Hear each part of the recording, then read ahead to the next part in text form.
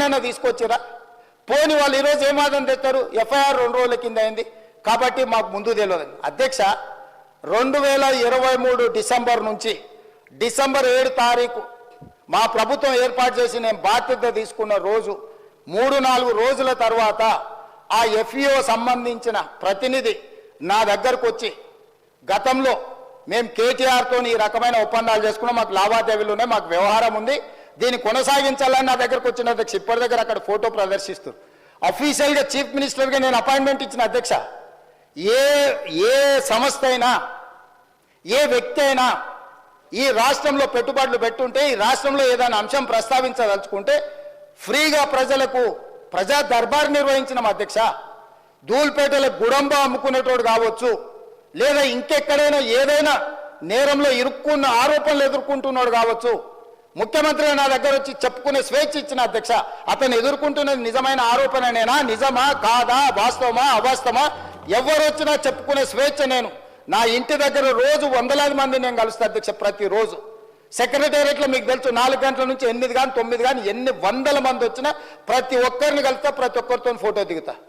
ఈ ఎఫ్ఈఓ సంస్థకు సంబంధించిన ప్రతినిధి ఈ కార్ రేస్లకు సంబంధించి చర్చించాలంటే నేను అపాయింట్మెంట్ ఇవ్వకుంటే ఎందుకుంటా అధ్యక్ష? ఏముంది అధ్యక్ష? నేను దిగిన ఫోటో అధ్యక్ష, ఆ ఫోటో నేనే దిగిన, వాళ్ళని పిలిచినా నేను. వాళ్ళు వచ్చి కలుస్తామంటే రమ్మన్నా, వచ్చి కలిసిర్రు. కలిసిన తర్వాత ఈ విషయం ప్రస్తావించారు. ఈ విషయం ప్రస్తావిస్తే నేను అడిగిన మాకేం సంబంధమయ్యా, మాకేం సంబంధం, దీంట్లో ప్రభుత్వం ఎందుకు డబ్బులు ఇస్తుందని. లేదు సార్, కేటీఆర్ మేము చీకట్లో మాట్లాడుకున్నాం, అదంతా సెట్ అయిపోయింది సార్, జర్ర మీరు అంటే ఇక వేసేసుకొని వెళ్ళిపోతాం సార్, ఒక 600 కోట్లు జర అని రా సార్ అని వచ్చారు. అనే ముందల ఫస్ట్ అయితే అధికారులను అడుగుదామని చెప్పి ఆయన చెప్పిన తర్వాతనే దీని వెనకాల ఉన్న వ్యవహారం ఏంది అనేది నేను అధికారులను పిలిచి అడిగిన అధ్యక్ష. ఆ ప్రతినిధి వచ్చి నన్ను కలిసి నువ్వు అని అడగకపోతే నా దృష్టికి ఇంత తొందరగా వస్తుండేనో రాకపోతుండే నాకు తెలియదు అధ్యక్ష. నేను ఎందుకు పూర్తి వివరాలు ఇక్కడ చర్చిస్తలేనంటే, 1 ఏసీబీ విచారణ చేస్తుంది, కేసు అయింది. 2 హైకోర్టులో కేటీఆర్ గారు వెళ్ళారు. ఈ 2 శాఖలు నా దగ్గరనే ఉన్నాయి. ఒక శాఖ ఎంఏయుడి హెచ్ఎండిఏ నా దగ్గరనే ఉంది, పోలీస్ శాఖ నా దగ్గరనే ఉంది, విచారణ చేసే శాఖ కూడా నా దగ్గరనే ఉంది. నేను ముఖ్యమంత్రికి సభలో దీంట్లో ఎక్కువ తక్కువ వివరాలు మాట్లాడితే విచారణ అధికారులు దీనికి ప్రభావితానికి లోనయ్యి నా మీద కక్షాపూరితంగా వ్యవహరిస్తుందని తారక రామారావు గారు ఈ అంశాన్ని కోర్టుల అడ్వాంటేజ్ వాడుకుంటాడు అని చెప్పి నేను ఎక్కువ వివరాలు మాట్లాడతలేను అధ్యక్ష. నేను స్పష్టంగా చెప్పదలుచుకున్నా అధ్యక్ష. 2023 డిసెంబర్, నాకు తారీఖు సరిగ్గా గుర్తులేదు, నేను ఆ డేట్లన్నీ తీసిస్తాను. 2023 డిసెంబర్ నుంచి 2024 డిసెంబర్ ఏసీబీ ఎఫ్ఐఆర్ చేసే వరకు క్రొనాలజికల్గా జరిగిన అన్ని వివరాలను తొందరలోనే నేను అందరి ప్రజలకు వివరిస్తా. ఆ సంస్థకు సంబంధించిన ప్రతినిధి నన్ను కలిసి నాకు వాళ్ళు జరిగిన లోపాయకారి ఒప్పందాల గురించి చెప్పి దీన్ని నువ్వు సహకరించాలని అడిగినప్పుడు శాఖ నుంచి సమాచారాన్ని తెప్పించుకొని ఇది తెలంగాణ రాష్ట్ర ప్రజలకు సంబంధించిన సొమ్ము, హైదరాబాద్ నగర అభివృద్ధి కోసం మాత్రమే వాడాలి, కొద్దిమంది తోసుకుంటే కుదరదు అని చెప్పి దాన్ని వివిధ సందర్భాలలో అధికారుల నుంచి సమాచారాన్ని సేకరించి అధికారులకు పై అధికారులు నోటీసులు ఇచ్చి వాళ్ళు ఇచ్చిన రిప్లైల ఆధారంగా దాన్ని విచారణ చేపట్టాలి అని చెప్పి ఈరోజు ఫిర్యాదు చేసినాం అధ్యక్ష. సంవత్సరం నుంచి నానుతున్న సబ్జెక్టు, సంవత్సరం నుంచి పత్రికలలో రాస్తున్న సబ్జెక్టు, సంవత్సరం నుంచి టీవీలలో పేపర్లలో చర్చ జరుగుతున్న సబ్జెక్టు. 4 సమావేశాలు జరిగినాయి అధ్యక్ష. మన ప్రభుత్వం వచ్చినాక తమరి నేతృత్వంలోనే, తమరు స్పీకర్ అయిన తర్వాత ఈ శాసనసభ సమావేశం ఒక్కసారి కాదు 4 సార్లు జరిగింది అధ్యక్ష. ఇది 4వ సమావేశం. 4 సమావేశాలలో ఏ రోజైనా ఫార్ములా ఈ రేస్ గురించి బీఆర్ఎస్ ఎప్పుడైనా మాట్లాడిందా అధ్యక్ష? ప్రపంచంలో ఉండే చంద్రమండలంలో ఉండే ధూళి దుమ్ము గురించి అనకాపల్లి నుంచి అమలాపురం నుంచి అమెరికా వరకు కేటీఆర్ గారు అన్ని విషయాలు మాట్లాడిండు. ట్విట్టర్ పిట్ట రోజు విషయాలను ప్రస్తావించిన ఏ రోజు అన్నా ఈ ట్విట్టర్ పిట్ట ఈ ఫార్ములా ఈ రేస్ గురించి ఎప్పుడైనా మాట్లాడిండు అధ్యక్ష? ఇవాళ నిన్న సాయంత్రం నుంచి ఎట్టి పరిస్థితుల్లో చర్చ జరగాల్సిందే, ఈ సభను నడవనీయం. ఏంటి అధ్యక్ష దురహంకారం? 2023 డిసెంబర్లో ఓడించి అధికారంలోకి వెళ్ళి దించారు. ఇంకా వాళ్ళ అహంభావం తగ్గలేదని 2024 పార్లమెంట్ ఎన్నికల్లో డిపాజిట్లు పుంజుకున్నారు అధ్యక్ష. అయినా ఇంకా వీళ్ళు అధికారం పోయినా మారలేదు, డిపాజిట్లు పోయినా మారలేదు. ఈరోజు మెదడు కూడా పోయినట్టుంది అధ్యక్ష, వాళ్ళు చేస్తున్న అల్లరి చిల్లర పనులు చూస్తుంటే. అధ్యక్ష, మనం బాధ్యత కలిగిన ప్రజాప్రతినిధులం. ఇంత కీలకమైన సమస్య చర్చ జరుగుతున్నప్పుడు ఈ చర్చను కొనసాగించి చర్చ పూర్తయిన తర్వాత తీసుకోమని అడగనున్నారు అధ్యక్ష. తమరు అనుమతిస్తే ఏదైనా. ఇవాళ నేను ఎందుకు వివరాలు ఇక్కడ మొత్తం చెప్పలేకపోతున్నానంటే, ఒక పక్కన ఏసీబీ విచారణ చేస్తుంది, రెండవ పక్కన కోర్టులో అతను వాదనలు వినిపిస్తున్నాడు. నేను ఏ సమాచారం అవసరానికి మించి వాస్తవాలను ఏది మాట్లాడినా ముఖ్యమంత్రిగా ఈ శాఖ, 2 శాఖలు నా పరిధిలోనే ఉన్నాయి కాబట్టి నేను ఏదైనా ఆ శాఖలను మీద ప్రభావితం, ఆ శాఖలను ఏదైనా ప్రభావితం చేస్తా అని చెప్పి ఏదన్నా అనుకునే అవకాశం ఉంటుంది కాబట్టి నేను ఆ వివరాల జోలికి వెళ్తలేను. మీ ద్వారా ఇన్ని వివరాలు చెప్పిన నేను ఒకటే కోరుకుంటున్నా అధ్యక్ష, ఫార్ములా ఈ రేస్కు సంబంధించి వారు పట్టుబడుతున్నారు. ఒకసారి అధికారులతో, ఒకసారి కోర్టులో పరిస్థితులను అంచనా వేసుకున్నాక మీరెప్పుడు పిలిస్తప్పుడు ఇక్కడైనా ఎక్కడైనా, ఒకవేళ వాళ్ళకి శాసనసభలో చర్చించడానికి వాళ్ళకు ఒకవేళ ఏమైనా ఇబ్బందులు ఉంటే వాళ్ళ పార్టీ ఆఫీస్కి అయినా కూడా వస్తాం అధ్యక్ష, మాకేం అభ్యంతరం లేదు.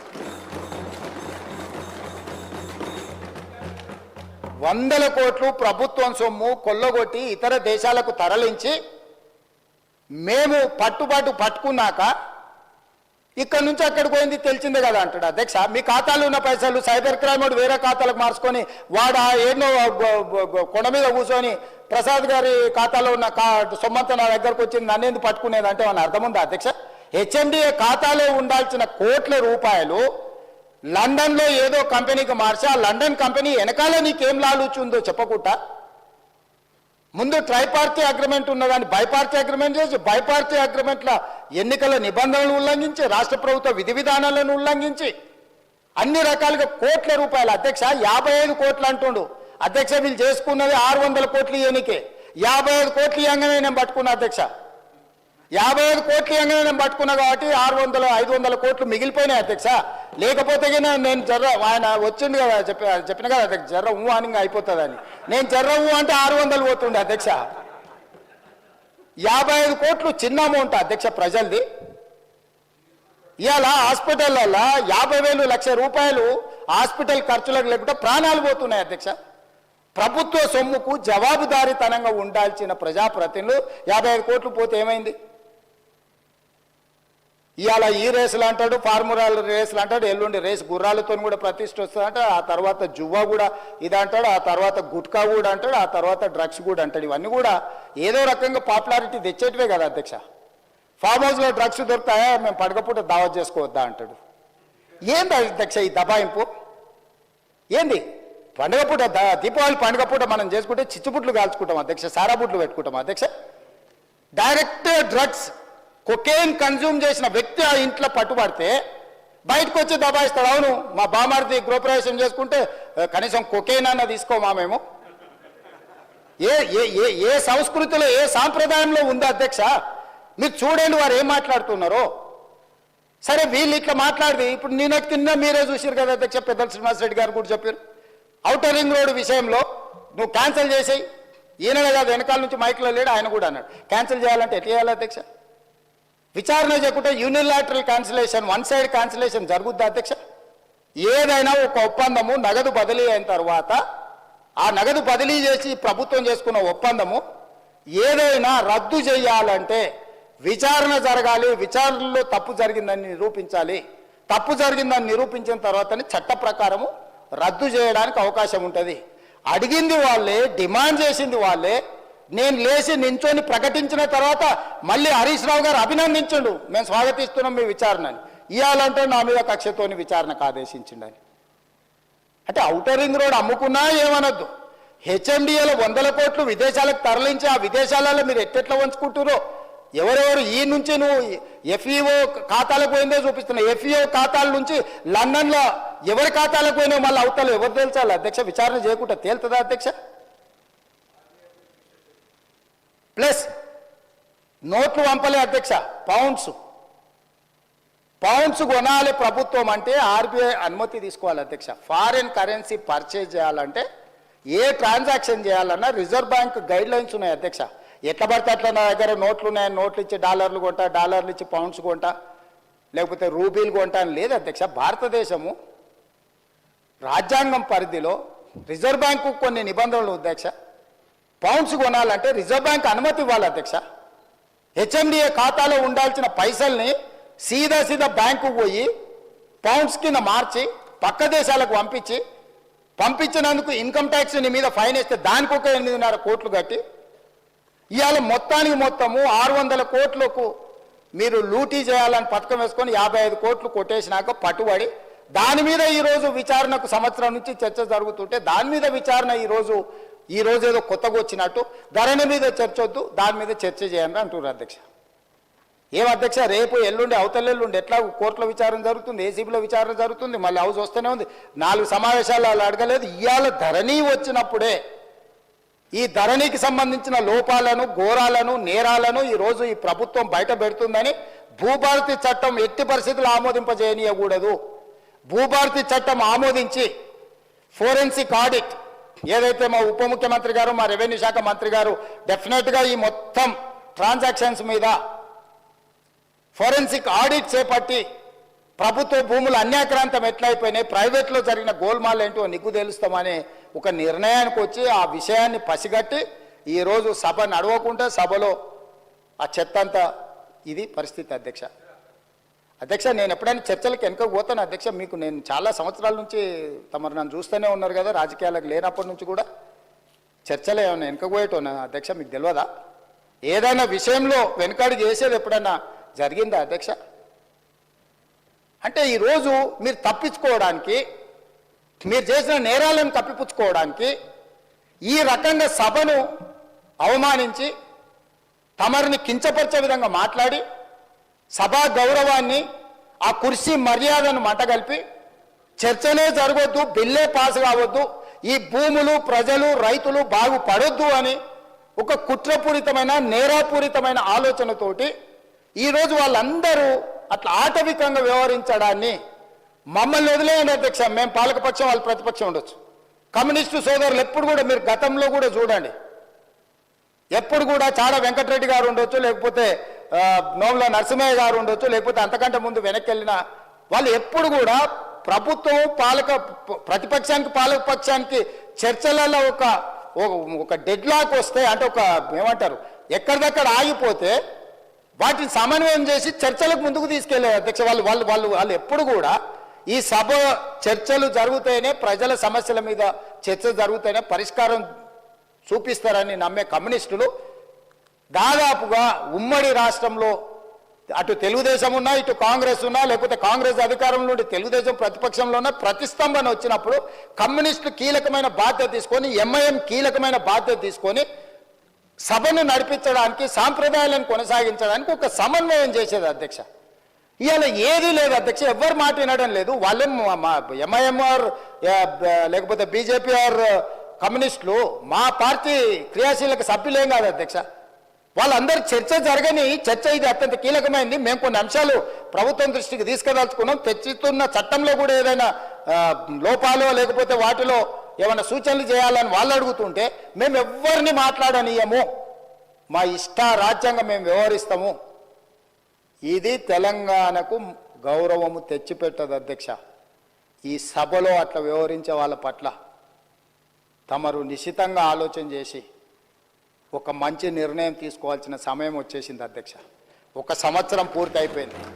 ఇంకా మనం చిల్లర మల్లర వేషాలు వేసుకుంటా 10 సంవత్సరాలలో 100 సంవత్సరాలకు కావాల్సినంత దోసుకొని విధ్వంసం చేసి చర్చనే జరగొద్దు, చట్టమే మారొద్దు, చట్టం మా ఇష్ట ప్రకారమే నడవాలి, మీ ఇష్ట ప్రకారం వద్దు అని 23 డిసెంబర్లో అధికారం కోల్పోయారు, 24 మే జూన్లో డిపాజిట్లు కోల్పోయారు, 24 డిసెంబర్లో మీరు మెదడు కూడా కోల్పోయినట్టుగా అనిపిస్తుంది అధ్యక్ష నాకు.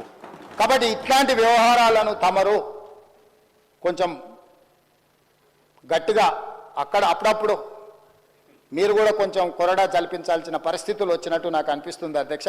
తమరు ఏ ఆదేశం ఇచ్చినా మేము పాటిస్తాం. ప్రభుత్వం వైపు నుంచి ఫార్ములా ఈ రేస్ మీద మీరు అనుమతిస్తే పూర్తి స్థాయి వివరాలను తీసుకొచ్చి కూర్చొని సభ ద్వారా తెలంగాణ సమాజానికి వివరించడానికి నాకు ఎలాంటి అభ్యంతరం లేదు. వారు ప్రదర్శిస్తున్న ఫోటో నాదే, ఆ పక్కల వాళ్ళు చూపించిన ఆయన FEO ప్రతినిధే. ఆ ప్రతినిధి వచ్చి నాకు చెప్పిన తర్వాతనే ఈ బండారం బయటపడ్డది. ఈ దోపిడీకి వేసిన దారి ట్రైపార్టీ అగ్రిమెంట్ నుంచి బైపార్టీ కావడం, బైపార్టీ అయిన అగ్రిమెంట్ ఎలక్షన్ కోడ్ వచ్చినా కూడా ఎవరికి చెప్పపెట్టకుండా ఒప్పందాలు లేకుండానే కోట్ల రూపాయలు దేశాన్ని దాటి తరలించడం, ఆ తర్వాత ఒప్పందాలు చేసుకోవడం, ఆ తర్వాత మిగతా సొమ్మును కూడా లాగడానికి వాళ్ళు ప్రయత్నం చేయడం, ఇవన్నీ వేగంగా ఒకదాని వెనకాల ఒకటి జరిగినాయి అధ్యక్ష. ఎవరికి ఎలాంటి అనుమానం లేదు. FEO ప్రతినిధులు నన్ను కలిసిండ్రు, నన్ను కలిసి వాళ్ళ భాగవతం చెప్పినాకనే నేను దాన్ని కనిపెట్టి అధికారుల నుంచి సమాచారం సేకరించి విచారణకు ఆదేశించిన, విచారణలో ఏ విధంగా ముందుకు వెళ్లాలనో కూడా మేము అందరితో చర్చించి న్యాయ నిపుణులతో చర్చించి ఒక నిర్ణయం తీసుకున్నాం. ఆ నిర్ణయం మేరకే గవర్నర్ గారికి లేఖ రాసినాం. గవర్నర్ గారు కూడా న్యాయ నిపుణులను సంప్రదించిన తర్వాతే విచారణకు అనుమతి ఇచ్చిండ్రు. ఈ ప్రాసెస్ మొత్తము ఇన్ని సంస్థలు, ఇన్ని వ్యవస్థలు ప్రాసెస్ చేసిన దాన్ని ఇప్పటికిప్పుడు అన్ని బిజినెస్లను సభలో సస్పెండ్ చేసి చర్చకు తీసుకోవాలని వాళ్ళు మొండి పట్టు పట్టడం, మంకు పట్టు పట్టడం నేను అర్థం చేసుకుంటా హరీష్ రావు గారిని.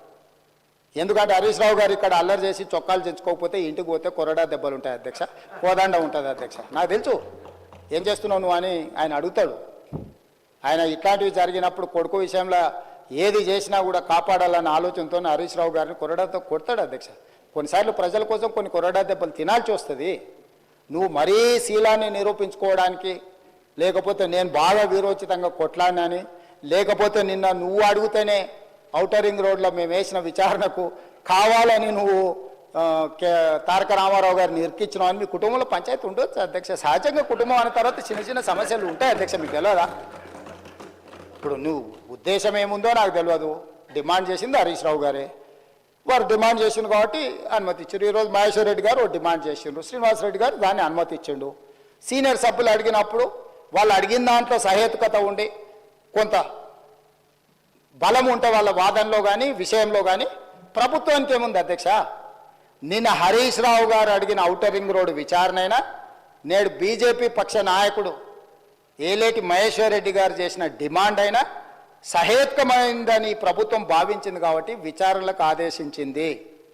కాబట్టి దయచేసి ఈ సభ, నాకు రాష్ట్రపతి గారి కార్యక్రమం ఉన్నది, అక్కడ రాష్ట్రపతి గారి ప్రోగ్రాంకి వెళ్ళేది ఉన్నది అధ్యక్ష.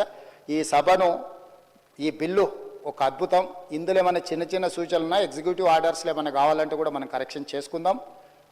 ప్రభుత్వం ఓపెన్ మైండ్తో ఉన్నది, ప్రభుత్వానికి ఎలాంటి హిడెన్ ఎజెండా లేదు. ఒక మంచి చట్టం తెస్తే మాకే పేరు వస్తుంది. ఎందుకంటే ఈ భూమితో ముడిపడి ఉన్న ప్రాంతం తెలంగాణ. ఈ భూమే సర్వం, ఈ భూమే తెలంగాణ సార్వభౌమాధికారాన్ని తెచ్చిపెట్టింది. ఈ భూమి కోసం అసూలు బాసిన వాళ్ళు ఉన్నారు, వాళ్ళందరూ కూడా న్యాయం చేయాలనే సాదా బైనామాలు కావచ్చు, రెవెన్యూ రికార్డు కావచ్చు, లేకపోతే పోడు భూముల పట్టాలు కావచ్చు, లేకపోతే అసైన్మెంట్ పట్టాలు కావచ్చు, ఏదైనా భూమి రిలేటెడ్ ఇష్యూ. భూమి అంటే భూభారతి అని అంటే అది ఇందిరమ్మ కాంగ్రెస్ పార్టీ. ఎందుకంటే అసైన్మెంట్ భూములు ఇచ్చింది కానీ, పోడు భూముల పట్టాలు ఇచ్చింది కానీ, పేదలకు ఇండ్ల పట్టాలు ఇచ్చింది కానీ, ప్రతి వాడికి భూ పంపకాలు చేయడం ద్వారానే కాంగ్రెస్ పార్టీ ప్రజలలో ఈ రోజుకు 140 సంవత్సరాల నుంచి ఉన్న పార్టీ. ఇంకా ప్రజలల్లో ప్రేమ అభిమానం ఉంది, ఇందిరమ్మ పేరు తలుచుకుంటున్నారు అని అంటే ఈ భూమి యొక్క హక్కులను పేదవాళ్ళ కోసం కాపాడడం వల్లనే. అట్లాంటి హక్కులను కాపాడడానికి భూభారతి 2024 చట్టాన్ని మా రెవెన్యూ శాఖ మంత్రి పొంగులేటి శ్రీనివాసరెడ్డి గారు ఏదైతే సభలో ప్రవేశపెట్టారో సభ్యులందరూ వీలైనంత మేరకు చర్చించారు. కొన్ని రిటర్న్లు కూడా ఎవరికన్నా ఇచ్చినా కూడా వాటిని కూడా మనం పరిగణలోకి తీసుకుందాం. అన్ని రకాలుగా ఒక మంచి చట్టం చేసుకుందాము. ఈ మంచి చట్టంలో అందరినీ ఇప్పటి కూడా నేను విజ్ఞప్తి చేస్తున్నా, ఇవాళ సాయంత్రం వరకు బీఆర్ఎస్ఓ లేదన్నా రిటర్న్ డాక్యుమెంట్ సబ్మిట్ చేసినా కూడా తమరు అనుమతి ఇవ్వండి. ఒకవేళ అసెంబ్లీ సెక్రటరీ గారికి వాళ్ళు ఏదైనా పంపించిన అందులో ఏదైనా విలువైన సూచన ఉంటే అధికారులకు కానీ నేను మంత్రి గారికి కానీ అడుగుతున్నా. ఈ ఒకవేళ ఏదైనా ఉన్నా కూడా ఎగ్జిక్యూటివ్ ఆర్డర్లో ఒకవేళ చట్టంలో మనం అమెండ్మెంట్ చేసుకోవడానికి ప్రొవిజన్ లేకపోయి ఉండొచ్చు, ఏదైనా ఉంటే అంటే వాళ్ళు ఇంత అల్లరి చేసినా ఏది చేసినా వాళ్ళు ఏదైనా విలువైన సూచన చేస్తా అంటే మాత్రం మాకు ఎలాంటి అభ్యంతరం లేదు అధ్యక్ష. ఈ చట్టాన్ని మీ అందరూ పెద్ద ఎత్తున మద్దతు పలికి ఆమోదించాల్సిందిగా నేను కోరుకుంటున్నా అధ్యక్ష. ధన్యవాదాలు. మంత్రి గారు. చాలా సంతోషం.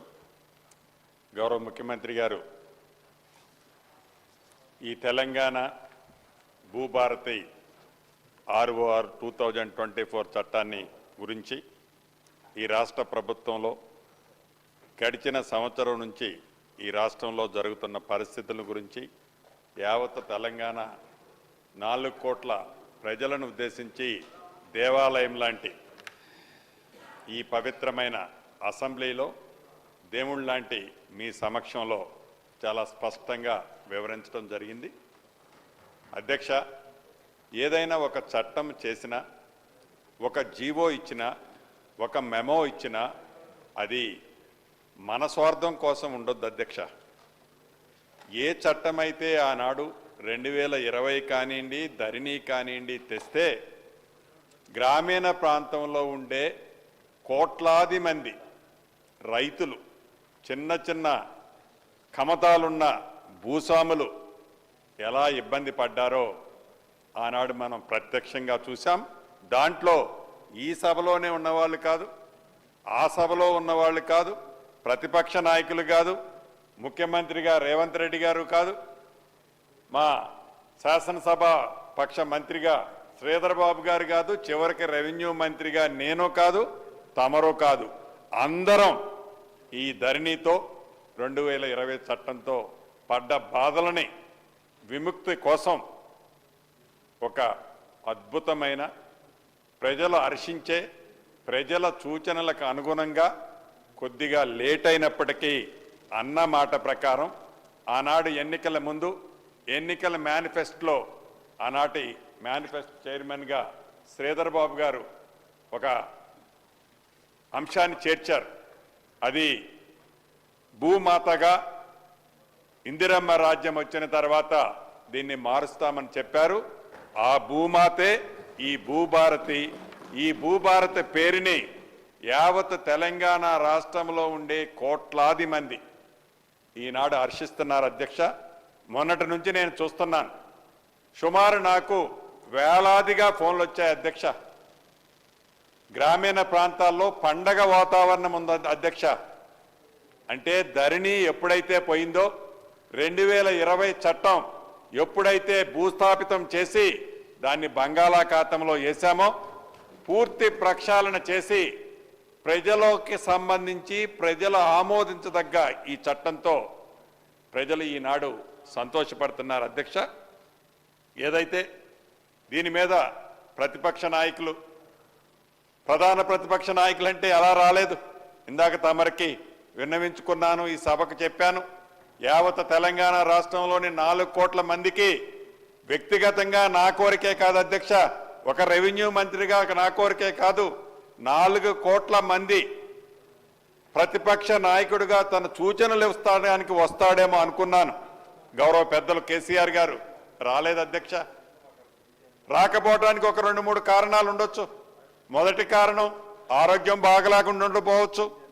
ఎందుకంటే సభ ఏర్పాటు ఏదైతే ఇందిరమ్మ రాజ్యం వచ్చిందో, వచ్చిన దగ్గర నుంచి మొదటిసారి ఏదో కాలుకి దెబ్బ తగిలిందన్నారు. అది ఎలా తగిలిందో, ఎందుకు తగిలిందో ఆ వివరంలోకి వెళ్ళను అధ్యక్ష.